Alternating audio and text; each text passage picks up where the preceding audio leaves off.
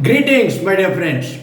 Wars are fought along many dimensions, from diplomacy to economy, from political to social, from trade to narrative setting. Military is just one more dimension. Operation Sindoor was the kinetic military dimension of the war with Pakistan, actually, not Pakistan, against terroristan or terror. It achieved or surpassed the aims that we started with and is presently paused. But the guns may be silent, the silence is deafening. India opened up a brand new dimension, a dimension never opened before, dimension called water. Don't forget, civilizations are entirely dependent on water and water resources. So, the transboundary nature of water makes it an important element in geopolitics. India and Pakistan, long back in 1960, signed what is called as the Indus River Agreement, Indus River Waters Agreement. This was with the primary aim of peaceful coexistence between neighbors and to preclude the weaponization of water. This treaty remained untouched. Whether it was the 65 war or the 71 Kargil, Parakram, Uri, Pulwama, all of it came and went, but India did not touch the Indus Water Treaty. Post Pahalgam, for the first time, India kept the treaty in abeyance, weaponizing one of the major vulnerabilities of Pakistan. Its impact is probably more severe than a nuclear bomb, slow in showing itself but affecting and the capacity to virtually cripple all of Pakistan. To really understand this impact, we must realize that there are two Pakistans. One is the Pakistan of the elite, the army, the zamindars. The second is the Pakistan of the poor, the masses, ravaged, madrasa educated, and have nothing but religion to fall back upon. Their hatred for India stems from here. These two Pakistans are mutually exclusive. They coexist, but one does not interact with the other. The zamindars and the elite, the army, keeps the politicians in front to take the blame so that they remain cocooned in their own areas. Pakistan is an agrarian economy. Agriculture accounts for over 65% of its population, 25% of its GDP. Agriculture is dependent on water intensive crops like rice, sugarcane, and cotton. Pakistan's water management is still from the British colonial days, despite 6.2 million pounds sterling that was given by India at the time of signing the Indus Water Agreement so that Pakistan could build headworks and canals to be able to irrigate itself. Pakistan took the money but never did any of that. After we kept the Indus Water Treaty in abeyance, China came or jumped into support for Pakistan, saying we can also do the same as far as Brahmaputra is concerned, especially the Brahmaputra. Don't forget, India also is a water-stressed nation. Many of the Indian rivers do take birth in China, primarily the Indus, Sutlej, these two from the Indus system, and Brahmaputra. But can China really use water as a leverage against India?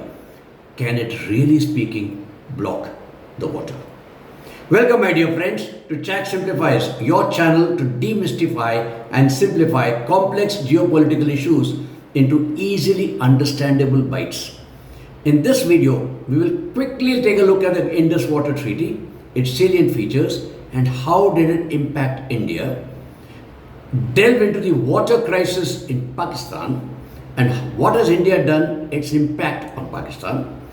Look at China's vulnerabilities with water and then examine whether China has a wherewithal to do to India what we have done to Pakistan, and what is going to be the final impact on India. Finally, how is India managing its water vulnerability and what is the way forward? Let's take a look at the Indus Valley Treaty. This treaty was signed at Karachi by Field Marshal Ayub Khan and Jawaharlal Nehru, the then heads of state, the President and the Prime Minister of India, on the 19th of September 1960. Pakistan got exclusive use of the three western rivers, Indus, Jhelum and Chenab, while India got the use of the three eastern rivers, Ravi, Beas and Satluj.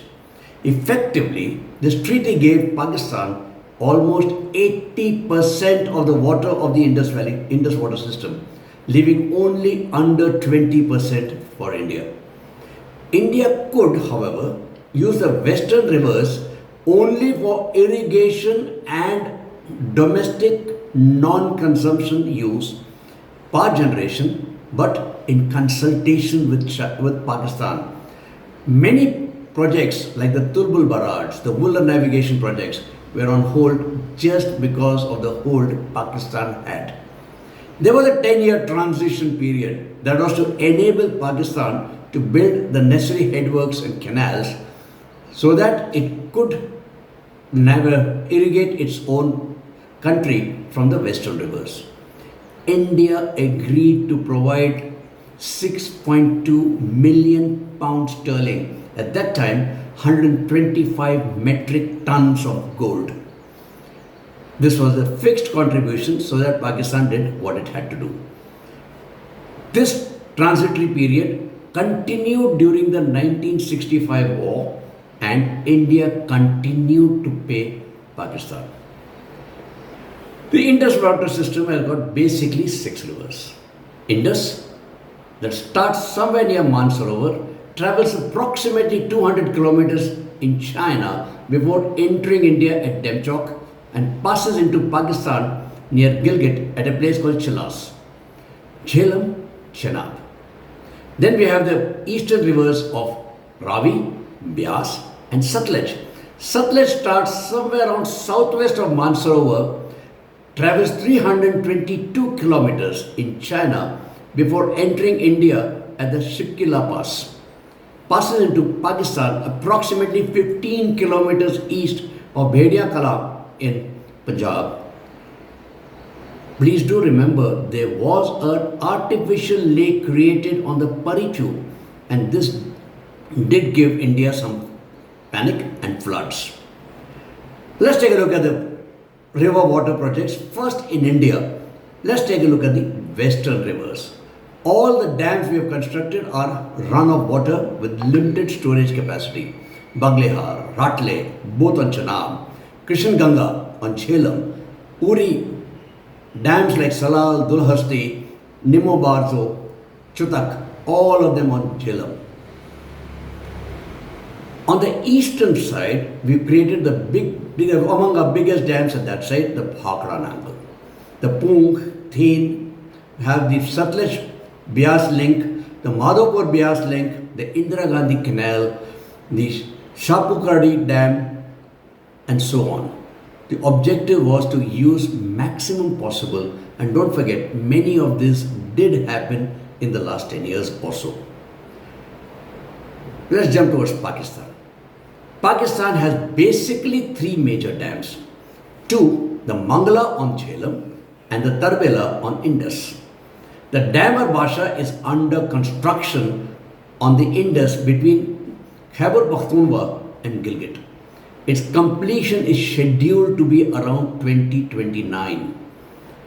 I did mention Pakistan is an agrarian economy with 25% of GDP and 65% of population involved in it. Agriculture uses 96% of Pakistani waters. Just 4 crops, rice, cotton, sugarcane and wheat, consume over 75% of all water.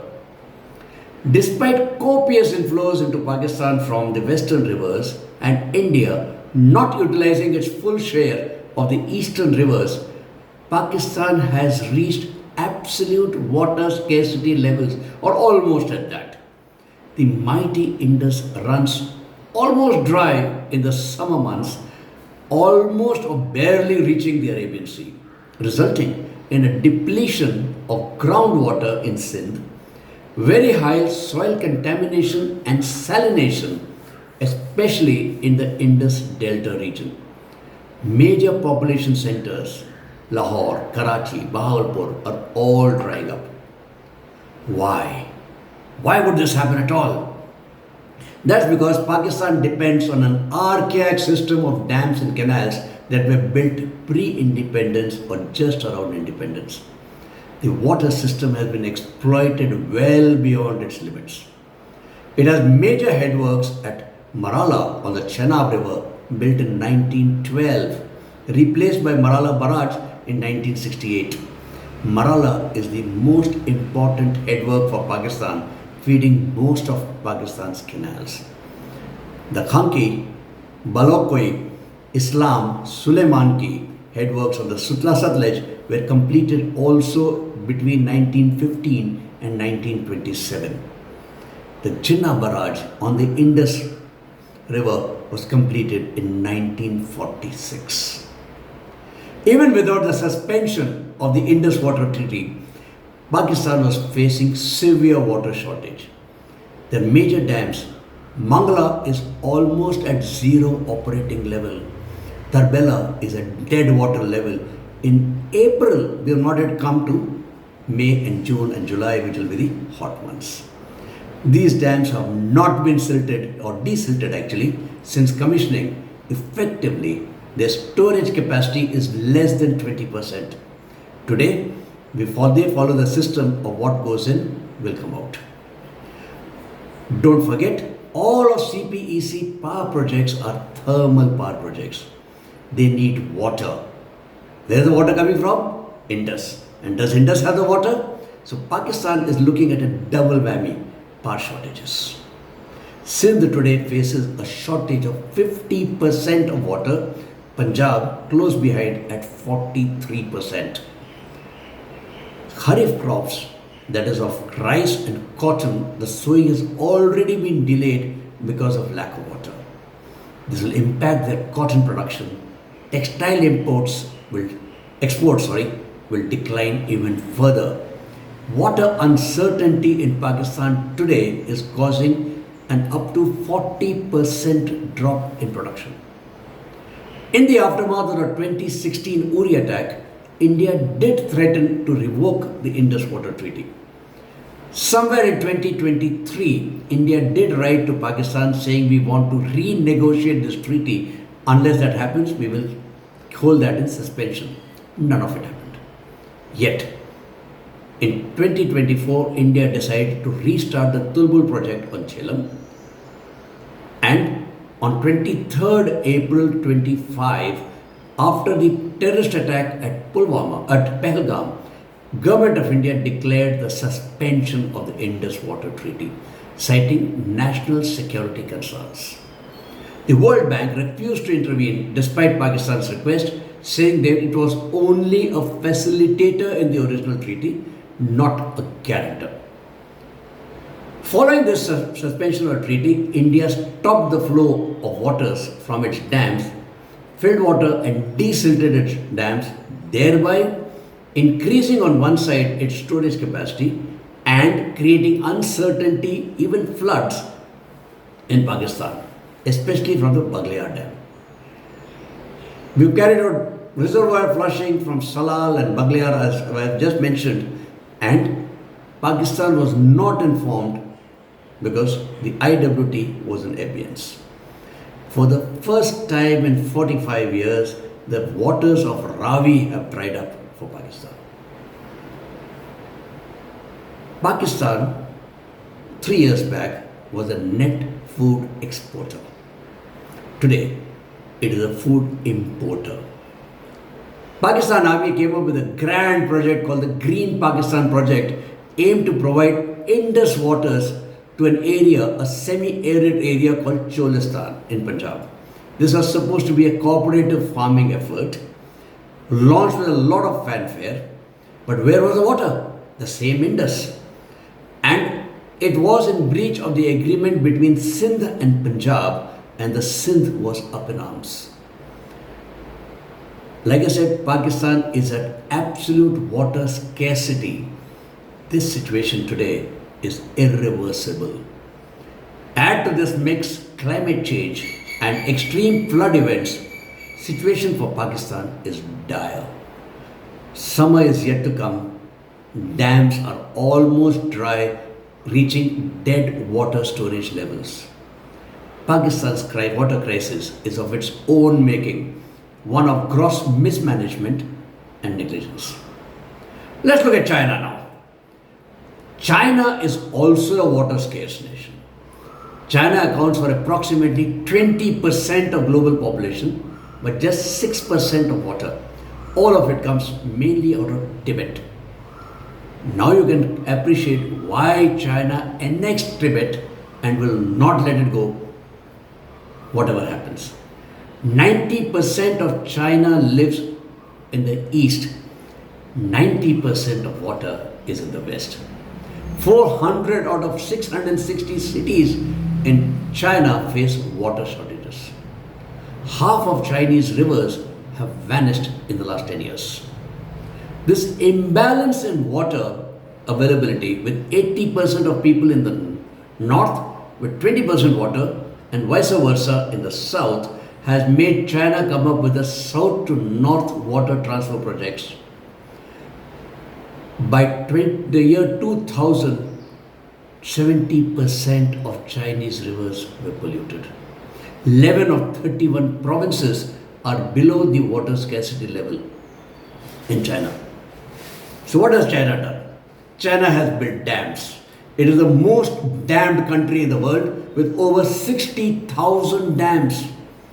It has made the Mekong River also run dry, much to the chagrin of its lower riparian countries, refusing or using water as a weapon against Cambodia, Vietnam. Let's understand Brahmaputra. The Brahmaputra starts as Yarling Sampo, somewhere in the region of Mansarovar, and it travels 918 kilometers in China through deep gorges. It enters India at a place called Geling after going around Namcha Barua peak, which is the highest in the Arunachal Pradesh, and then it is called the Siang. The Himalayan ridge-line acts as a barrier for the free flow of the southwest and the northeast monsoons. Brahmaputra collects just about 15% of the water in the Tibet region. 85% is collected from its tributaries, which for ease of remembering, people call it the 3S, 2D and 1L. Subansri, Seong and Siang, Dibang and Delai and Lohit. Brahmaputra accounts for 30% of India's fresh water and 40% of India's hydroelectric generation capacity. It is prone to floods, ravaging most of Assam and thereon moving into ravaging Bangladesh. What is China doing on the Yarlung Tsangpo? Like I said, dams are in alignment with its broader Belt and Road Initiative designed to expand Chinese influence and strategic dominance over Asia. By developing critical infrastructure at key locations, China aims to deepen the regional dependencies on itself. It is facing water stress and therefore has built the 60,000 odd dams to feed the thirsty north from the water surplus east. The Medog Dam on Brahmaputra is yet another step in the strategy, offering China both hydroelectric capabilities and geopolitical leverage over India. It has built a series of dams on the Yarlung Tsangpo, Zangmu, Xiacha, Dagu, Xichu, They all together generate significant hydroelectric. Together, they have some capacity to hold water today and cause some distress in India. They also add the dangers of glacier lakes bursting or causing ecological disasters as far as India is concerned. The Medog River project is a mega project. It is going to be larger than the Three Gorges Dam. It is at the Great Bend. They've done a preliminary survey, but it has not been published. The plan is to have a mega dam just after the bend to hold water within the bend. Three large tunnels to carry water from the upper reaches of Yarlung Sampo before the bend to below the bend so that they can generate as much as 60 gigawatts of power. This power they will need to transfer water from here to the Yunnan province, which is desperate for water. It is also building a dam over the Irrawaddy river at a place called Mitsone to generate 6,000 megawatts of power and divert water for irrigation to the same Yunnan province. This mega dam can give impetus for the faltering economy of China and generate a market for steel, cement, revive the industry and employment at the time when China is going through a slowdown. It gives China a leverage over India to keep India under check using the threat of a water bomb. But then, is the Medog Dam viable? Let's take a quick look at the risks. The environment risk is the highest, the greatest. Himalayas are one of the seismically most active regions in the world, making large-scale infrastructure projects very risky. China has learnt it on its own when it tried to build a dam a while back. The dam was washed away. A potential dam failure in extreme weather could lead to catastrophic flooding in the downstream, posing serious humanitarian and economic consequences for India. Don't forget, in the area of Sichuan, an earthquake in 2008 was caused because China built an artificial lake and a dam a little ahead. This left 50,000 people dead. China has a history of unilateral decision making on transboundary rivers. It has not signed any water agreements or water sharing agreements with anyone. Mekong is just one example. Bangladesh relies heavily on Brahmaputra for not just agriculture but also drinking water. Any water scarcity, any reduction in flow of Brahmaputra is havoc for Bangladesh, especially because Bangladesh, the delta will find seawater getting inside, causing high salinity and loss of agricultural land. Bangladesh is a strategic partner for China. Politically, China is on the throes of a significant political upheaval. Xi Jinping looks at his weakest today. His hold over the Politburo is weakening. A political struggle is on. Remember Hu Jintao? In the last plenary meeting, he was expelled forcibly. The same Hu Jintao is back with Zhang Zhou here and He Weidong, who are now heading their own clique in the Politburo. Two of the generals here have been removed. One has died out of a mysterious heart attack. The Central Military Commission of 7 members is 3 members short. Wang He and his successor Li Shangfu have also been removed in the last 2 years. The People's Liberation Army is getting more and more rudderless, leaderless. Its weapon systems are in a mess. Economically, China is hurting. The trade war is biting, leading to a slowdown in manufacturing, increasing inflation, and high unemployment. Unemployment is as much as 25% and more at the younger graduate level. Denial of technology by the US is also hurting them. European Union is putting additional tariffs on electric vehicles. BYD is now rumored to become the next Evergrande in the automobile sector, likely to fold up anytime soon.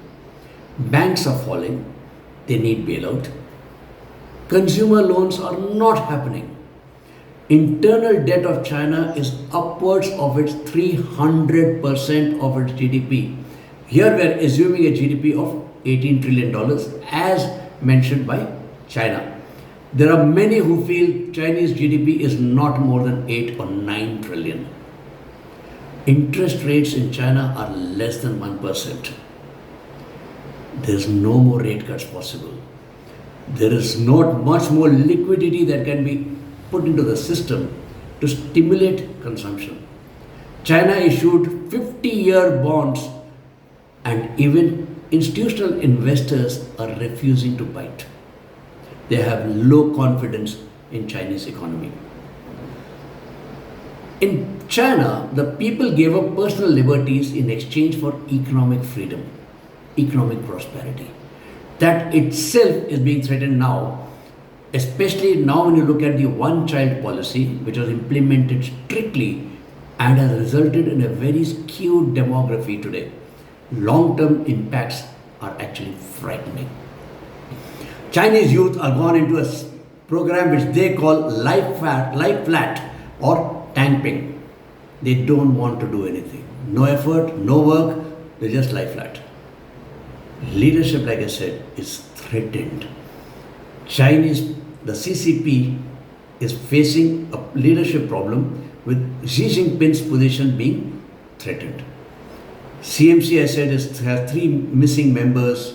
The PLA has had 15 of its generals removed in the last 3 years alone on charges of corruption, something which Xi Jinping regularly purges people. How China will emerge from this leadership tussle will determine Chinese future. Medog, yes, can give impetus for growth, generate the markets it needs, but where will China find the $167 billion to fund this dam? So what has India done? India also has constructed various hydroelectric power projects along the Brahmaputra and its tributaries. These projects are focused primarily on electricity generation and navigation. But let's focus on one project, the Upper Siang project. It's under construction. It will have a storage capacity of 9 billion cubic meters, generate 11 gigawatts of power. It will regulate flow of the Brahmaputra, buffering Chinese actions. When China releases water, it will store water. When China is going to store water, it will release water, thereby ensuring Brahmaputra does not swell or reduce very grossly. It is a message to China that we can counter you. It will also control the sedimentation in Brahmaputra. I did mention Brahmaputra is used for navigation purposes, and it has been declared, sections of Brahmaputra have been declared National Waterway number 2. There is a proposal to transfer some of the excess water of Brahmaputra into the Ganga basin so that it will keep the Farakka barrage always operational and control floods in Assam. India's concerns stem from the Himalayas, the ecologically sensitive, geologically unstable. A huge dam with big storages here may well be very dangerous. India does fear the fallout of reduced water inflows, and therefore the Upper Siang and the Swansri projects will counter this part. There has been a precedent for China. China declined to provide hydrological data after the Doklam incident in 2017. It resumed thereafter. The Parichu Lake incident on the 26th of June 2005 is a harsh reminder of what can happen if a glacial lake bursts.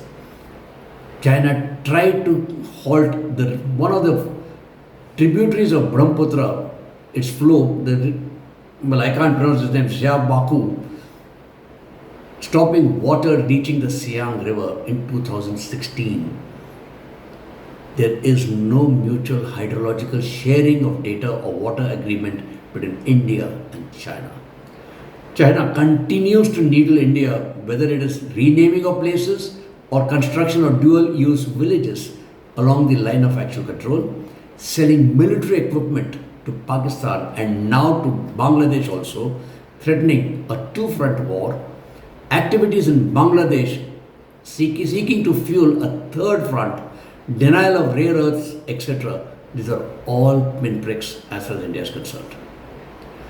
So, what can China do? Let's examine river by river. Indus. Short distance, very little water, but in areas which is sloping towards India. If Indus is dammed and water is collected, it will flood the Chinese Eastern Highway, its lifeline as far as Tibet is concerned. In Sutlej, there is some possibility. Remember the Parachoy incident? Something on those lines. In Brahmaputra, where it makes the loudest noise, Brahmaputra, like I said, collects water only 15% as it goes through the gorges in Tibet. Going around Namcha Barua, that's the highest peak in the Himalayas or in the eastern part of the Himalayas, and it's also called the Big Bend. It has a few dams in the area, and after the bend, the Brahmaputra enters India at Jelling, flows down, collecting copious waters in Assam. The ridgeline, like I said, ensures not much of humidity goes into Tibet. Most of the rain happens here. The only way the southwest monsoons can enter into China is through the gap in the Great Bend, or the northeast monsoons coming from that other side. A big, huge dam here can cause ecological balance or misbalance. Therefore, China may well be able to do some water problems, but it probably will end up helping India by reducing the flow in rains, because that is where you'll have to collect the water, and then trying to release it thereafter, a time in which India can be collecting water and releasing it in the dry season. Sudden water releases may well be a headache for us. On the other hand, on Pakistan, the impact is huge. While India is not doing too much on Indus, on Jhelum it is. Chenab remains a key. In rains, Chenab is a raging torrent. In dry season, when the water's levels are low, India can create uncertainty and variability with the existing infrastructure of Baglihar and Ratle dams. India has desilted dams without sharing hydrological data. Therefore, it has increased its storage capacity while ensured a lot of silt goes into Pakistan, further silting their dams. India's play will remain on variability and uncertainty for the western rivers and dry out the eastern rivers where it has full rights. A severely water deficit Pakistan now faces the double whammy of even power shortages for its thermal plants. What or how far will India go? That will remain the key. The werewolf that will gobble both Pakistan and China is water or lack of water. Climate change adds to their woes. The instability in Himalayas further complicates issues. Rising temperatures, extreme weather events, impact on agriculture will all cause havoc in both countries. China faced floods in the Yangtze Plains, something which had never faced for centuries. Pakistan also faces alternate cycles of intense flood and drought. Both have failed policies to blame.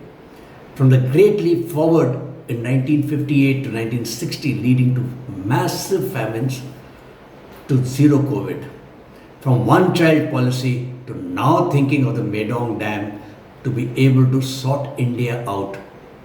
And Pakistan not investing in its irrigation and canals, land reforms, desilting of dams, obsession with India and trying to better India, forgetting about concerns of its own people, have all led to Pakistan reaching where it is today. Things have changed permanently, both in Pakistan and in China. India was well within its rights to suspend the Indus Water Treaty. Pakistan knows it. It has not approached the International Court of Justice. The suspension of the Indus Water Treaty is like a nuclear bomb, affecting the entire population of Pakistan. India can move forward on all its projects which it had held on or could not so far. A desperate Pakistan, especially faced with balkanization, may well take desperate measures, which means nuclear saber rattling. But does it really have the nuclear weapons? If Pakistan breaks up, and that does seem very likely, what happens to their so-called nuclear weapons? How will India ensure their safety and safe evacuation? How will Pakistan handle its humanitarian crisis? And how will India handle a refugee crisis as and when it comes up after a civil war with Pakistan, inside Pakistan? China is losing ground. Its economy is faltering. People are restive. Protests against the CCP, which were unheard of 5 years back, are happening with regular frequency. China has to save face. It can and probably will lash out either towards Taiwan or towards India in the Arunachal or Ladakh. It has two rentier states. I call them Hira Mandi and Panna Mandi, Pakistan and Bangladesh, to help. There's a new great game on, this time between US and China, the battleground being Pakistan. Afghanistan and Iran are adjunct to this. US has suddenly taken great interest in Pakistan. It's also showing interest in the rare earths in Myanmar and approaching them through Bangladesh using what is called as a humanitarian corridor. Does this great game, especially when you see it with what Israel has done in the last few days on Iran, the precursor, why US was so nice with Pakistan? IMF loan, World Bank loans of $40 billion, its deal for Sandek and Ricodec mines, the cryptocurrency, and calling Munir to US. The geopolitics of this region are undergoing a great churn. Pakistan is the new Afghanistan, in the middle of China and US rivalry.